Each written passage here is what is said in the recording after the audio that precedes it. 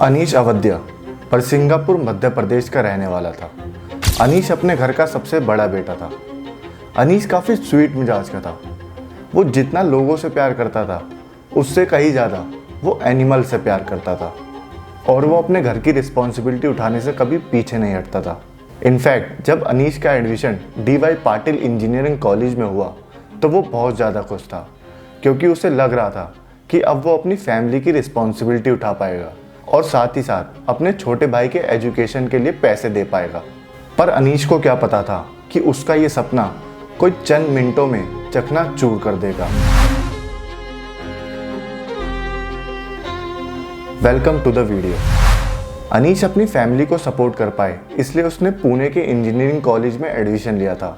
अनीश को इंजीनियरिंग के साथ साथ फोटोग्राफी, स्केचिंग और काफ़ी और चीज़ों का भी शौक था। शुरुआत में जब अनीश पुणे शिफ्ट हुआ था तो वो अपनी फैमिली को बहुत ज़्यादा मिस किया करता था, लेकिन 4 साल के हार्ड वर्क के बाद अनीश को पता था कि जो उसे चाहिए वो उसको मिल जाएगा। 4 साल कंप्लीट होने के बाद अनीश ने अपने छोटे भाई को भी पुणे शिफ्ट करवा लिया था।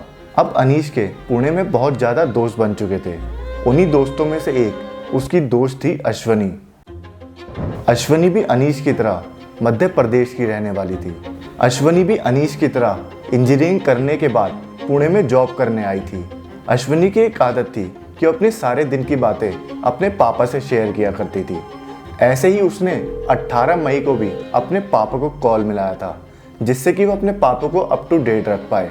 और उसने अपने पापा को कॉल करके बोला कि आज मैं अपने दोस्तों से मिलने जा रही हूँ। जैसे कि अनीश अश्वनी का दोस्त था, ऐसे ही इनके काफ़ी सारे दोस्त थे, क्योंकि एक कॉरपोरेट कल्चर में काम किया करते थे। तो इन्होंने पुणे के कल्याणी नगर में पार्टी करने का डिसीजन लिया। क्योंकि ये लोग काफ़ी दिनों बाद मिले थे तो इन्होंने अपनी एक दूसरे की लाइफ की अपडेट शेयर करी और बातों ही बातों में इन्हें ये नहीं पता चला कि रात के 2 बज चुके हैं। तो अब इन सब ने वहाँ से चलने का फैसला लिया। अब अनीश और अश्वनी एक बाइक पर चल देते हैं और उन्हीं के पीछे उनका एक दोस्त दूसरी बाइक पर आने लग जाता है। अब अनीश को अश्वनी को उसके घर ड्रॉप करना था तो वो उसके लिए यू टर्न लेना चालू करता है, लेकिन उससे पहले वो देखता है कि कहीं कोई व्हीकल मेरे पीछे तो नहीं आ रहा, जस्ट टू कन्फर्म हिमसेल्फ कि कहीं कोई मेरे से ही ना गलती हो जाए। अनीश पीछे मुड़कर देखता है तो कोई व्हीकल नहीं आ रहा होता है और वो यू टर्न लेना स्टार्ट कर देता है। लेकिन जैसे ही वो यू टर्न लेता है तो उन्हें बहुत जोर से झटका लगता है और वो झटका लगता है 200 किलोमीटर प्रति घंटे की रफ्तार से आ रही गाड़ी से, जिसके ड्राइवर को कुछ परवाह भी नहीं होती है। शराब के नशे में धुत 17 साल के नाबालिग ने 200 किलोमीटर प्रति घंटे की रफ्तार से कार दौड़ाकर 2 लोगों की जान ली। The car driver was allegedly drunk. The 2 people on the bike were killed on the spot. Car की स्पीड इतनी थी कि जब कार लोगों के बगल से गई तो उन्हें 2 सेकंड लगे ये पता करने के लिए कि उन्होंने जो हवा का झोंका महसूस किया था वह किसी कार की वजह से था। जो आवाज़ उनके कान में आई थी वो उस कार के इंजन की थी जो इतनी तेज़ी से रोड पर चल रही थी कि विद इन सेकेंड कार के स्टीयरिंग व्हील के पीछे इंसान ने 2 लोगों की जान ले ली थी। तो ये पोर्शे कार जाके टकराती है एक बाइक से जिस पे अनीश और अश्वनी बैठे थे।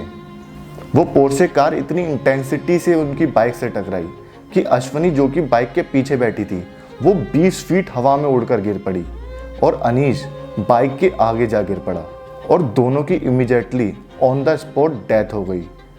अनीश और अश्वनी जो कुछ सेकंड पहले ही अपने दोस्तों के साथ हंसी मजाक कर रहे थे, अपने लाइफ के अपडेट बता रहे थे, अब उनकी डेड बॉडी थी रोड पर और उनका जिम्मेदार था एक लापरवाह इंसान।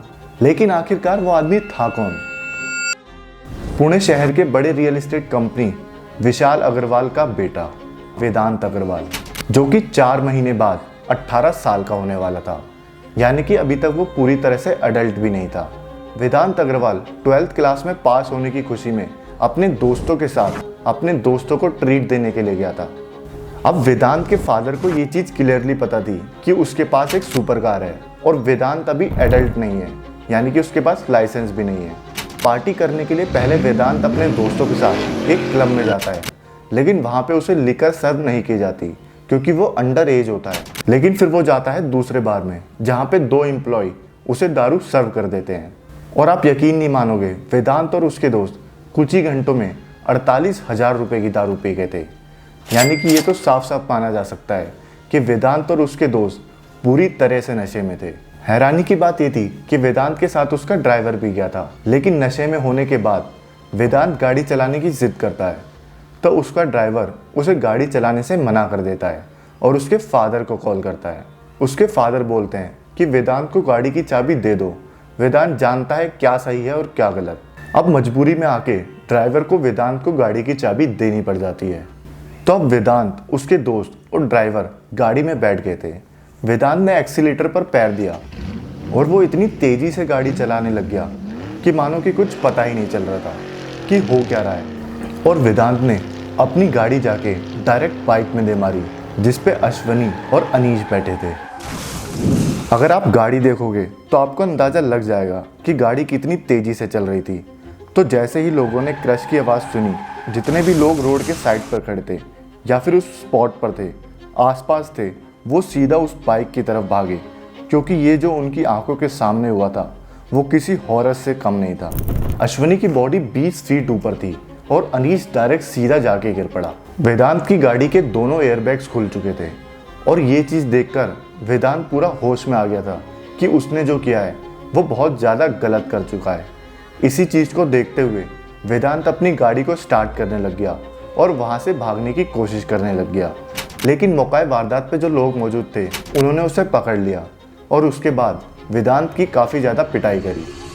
अब वेदांत के ऊपर एफआईआर तो हुई, लेकिन वेदांत को सिर्फ 15 घंटे के अंदर बेल मिल गई और उसकी बेल की कंडीशन थी कि उसको 300 वर्ड का एक ऐसे लिखना था ट्रैफिक के ऊपर, ट्रैफिक वालों के साथ कुछ दिन बिताने थे जिससे कि वो ट्रैफिक को अच्छे से समझ पाए, अपने अल्कोहल एडिक्शन के लिए काउंसलिंग करवानी थी। सिर्फ इन चंद चीजों पे वेदांत को बेल ग्रांट कर दी गई। लेकिन अब अनीश का क्या था, अश्वनी का क्या था, उन दोनों का तो कोई कसूर भी नहीं था। अमीर लोगों के लिए कितना आसान होता है जुडिशरी सिस्टम को अपने हाथ में ले लेना, लेकिन बाद में पब्लिक का प्रेशर बनने के बाद लोगों ने इस चीज की डिमांड करी कि वेदांत को जेल होनी चाहिए। Porsche tragedy is concerned that sent shockwaves across the nation. The minor who was driving the speeding Porsche that was granted bail within 15 hours of his detention, something that is unheard of. अमीर घर का बेटा Porsche गाड़ी को शराब P के चलाता है और 2 लोगों की हत्या करता है तो उसे कहा जाता है कि ऐसे लिख दे। Look at the ease at which the accused get away because of their political or social connections. Do you feel it's all a lost cause? क्या जस्टिस अब एक जोक बनकर रह गया है और रईसजादों के लिए हमारी जान की कीमत क्या कॉकरोच से भी कम हो गई है? वेदांत के जब ब्लड सैंपल ले जाए गए लेबोरेटरी में ये टेस्ट करने के लिए कि वो अल्कोहलिक था उस टाइम पे कि नहीं, तो उसकी ब्लड रिपोर्ट्स ही चेंज कर दी गई। और तो और जब वेदांत को पुलिस स्टेशन ले जाया गया तो वहाँ पे सही से इन्वेस्टिगेशन ही नहीं हुई। और तो और लोगों का कहना है कि रात को 3 बजे वहाँ के MLA Sunil Tingre police station में पहुँचे वेदांत के सपोर्ट में। अब जब बाद में इन्वेस्टिगेट हुआ तो उन्होंने बोला कि मैं अग्रवाल फैमिली को पहले से जानता हूँ, सिर्फ इसलिए मैं वहाँ पे आया था। पर ये तो सबको पता ही है कि एमएलए वहाँ पे क्यों गया था। और तो और लोगों ने ये भी कहा कि रात को पिज्ज़ा डिलीवर किया गया पुलिस स्टेशन के अंदर। वेदांत के ग्रैंडफादर और उसके फादर ने उनके ड्राइवर को फोर्स किया कि वो ये केस अपने ऊपर ले ले और ये बोले कि उस रात ड्राइविंग मैं कर रहा था। यहाँ तक कि उन्होंने अपने ड्राइवर को फोर्सफुली अपने घर में भी रखा, लेकिन जब उसकी वाइफ उनके बंगलों पर पहुंच गई तो कहीं जाके उन्होंने उसे रिलीज किया। पावर, मनी, हर चीज का उन्होंने सपोर्ट लिया। लास्ट में जब वेदांत के फादर को पता लग गया था कि अब मैं नहीं बच सकता, तो उन्होंने अपने बैग पैक करके सबको शिफ्ट करने की कोशिश करी। अपनी एक गाड़ी को उन्होंने गोवा की साइड भेज दिया और एक गाड़ी को अपने मुंबई की साइड भेज दिया, जिससे कि पुलिस वाले मैनिपुलेट हो सके और वो अपनी जान बचा के भाग सके। और वेदांत के फादर ने अपने दोस्त की गाड़ी ली भागने के लिए, लेकिन उनको ये नहीं पता था कि उसकी गाड़ी में ट्रैकर लगा हुआ है, जिसकी मदद से पुलिस वालों ने उसे ट्रैक कर लिया और उसको अरेस्ट किया। बताया ये भी जाता है कि वेदांत के दादा ने छोटा राजन को हायर किया था 2009 में महाराष्ट्र के किसी बड़े नेता को मारने के लिए। यानी कि देखा जाए तो पूरी फैमिली का रिकॉर्ड ही खराब है। ये अमीरजादे अपने पैसों के दम पे सब कुछ करना चाहते हैं, पर उन मासूमों का क्या जो अपने सपने को पूरा करने के लिए पुणे में शिफ्ट हुए थे और एक रोजमर्रा की जॉब कर रहे थे। 2 मिनट में ही वेदांत ने उनकी जिंदगी तहस नहस कर दी। तो यही था आज का केस। होप करता हूँ कि आपको वीडियो अच्छी लगी होगी, तो सब्सक्राइब का बटन दबा देना और वीडियो को लाइक करना मत भूलना।